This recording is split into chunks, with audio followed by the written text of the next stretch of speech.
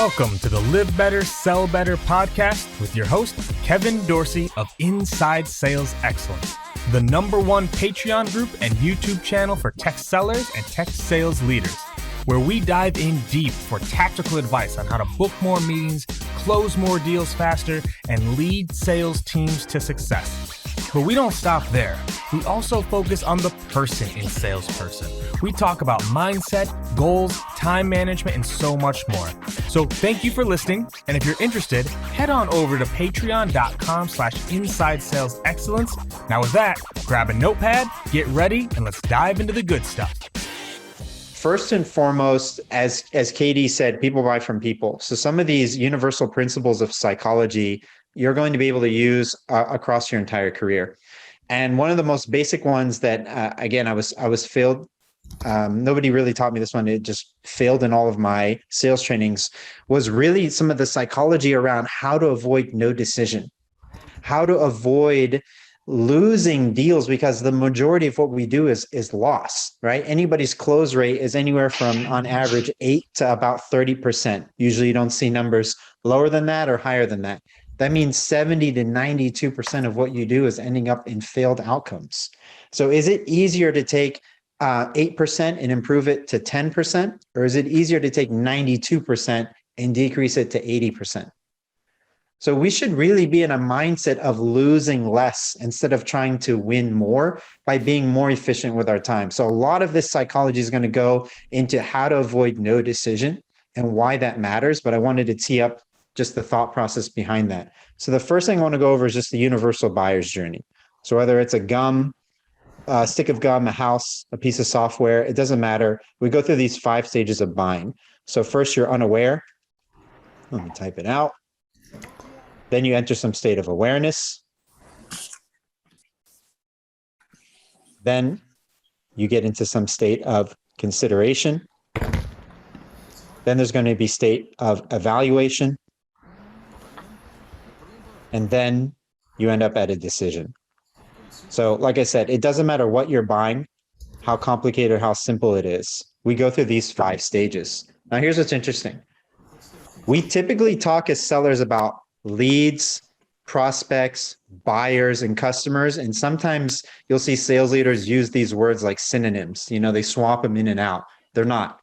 They're totally not. Okay? Be really clear on how you define the stages of the buyer's journey, because that dictates how you sell. So let me give you an example of what I mean by this, all right? People who say unaware are basically just prospects, right? People in this stage right here, we're talking about, these are leads that sit in your CRM that you've decided to try to approach and send them some sort of message. They're unaware either of you, of your company, of your offering, or all 3 combined, right? Different states of unaware, but it's one of those 3, okay? So that's a prospect. And as you're actively prospecting them and they start opening your messages or answering your cold call or whatever, they're going to move to some sort of stage of awareness right here. So these 2 stages, these are prospects. Let me change the thing here. These are prospects right here.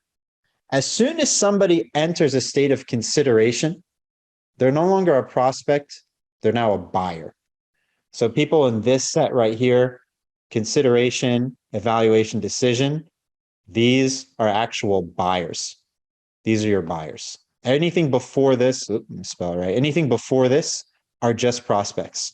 Cool? So you want to be really clear whether you're dealing with a buyer or a prospect. Here's why. Because the part of the brain you speak to is completely different in between these 2 camps. People who are prospects, you need to invoke the limbic brain. People that are buyers, you need to invoke the neocortex. Now, let me just, because we said we want to be this interactive for a second. Has anybody ever been taught or trained on the difference between the neocortex and the limbic brain in decision making? How we actually make decisions? I'd like to ask just in general group. Anybody knows that? You can put it in the chat too if it's easier. No. Isn't that weird? Isn't that weird? I mean, we're salespeople. What we do all day. is spend time trying to make people make a decision.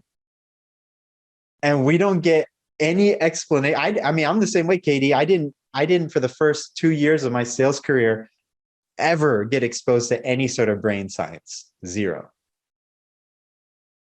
You would think it'd be pretty relevant for what we do all day. Nothing. Okay, so let's back this up for a second just to set the stage. All right. In 2008, a group of researchers in Germany at the Max Planck Institute of Neuroscience are doing a study, and they are able to accurately predict a decision that a person is going to make 7 to 11 seconds before that person becomes consciously aware that they've made a decision.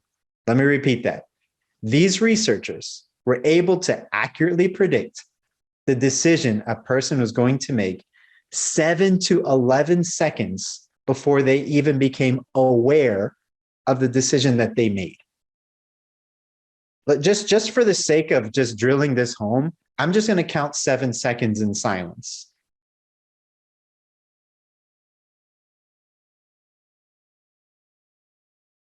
That's 7 seconds. That's how ahead of, that's how much those researchers were able to predict accurately that amount of time before the person even became aware. How? Because the researchers were tracking the neocortex versus the limbic brain, and were able to see the brain activity and know what decision the person was coming to. How powerful is it for us as sellers to be able to know how we can manipulate and understand the decisions that people are going to make when we're trying to sell them something? So the neocortex is right here in the front of your brain, right here at the top.